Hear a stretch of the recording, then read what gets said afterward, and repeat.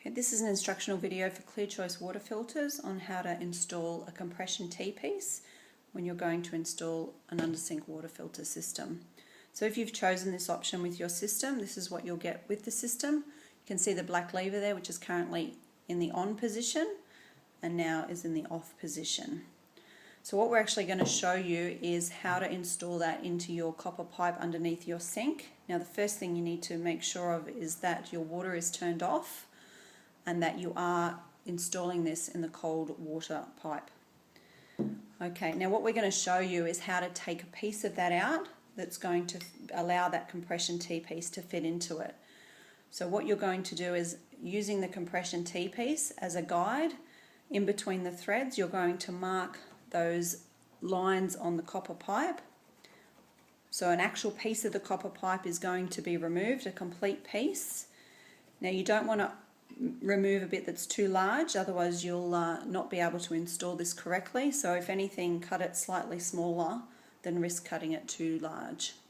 So once that piece is completely removed, after you've used your copper pipe cutter to cut that off, or if you don't have a copper pipe cutter, you can use a junior hacksaw to cut through that.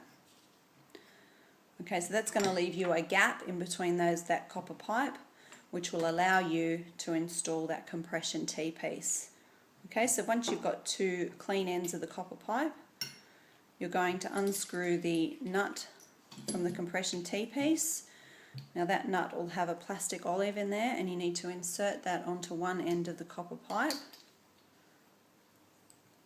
Okay, making sure that that plastic olive is also inserted in there, like that. And then you need a clean push into the compression T-piece, making sure it goes all the way in. So what we're just going to show you now is how much of that copper pipe should actually be inserted into the T-piece. And you need to make sure that that's exactly what happens, otherwise you are going to get leaks.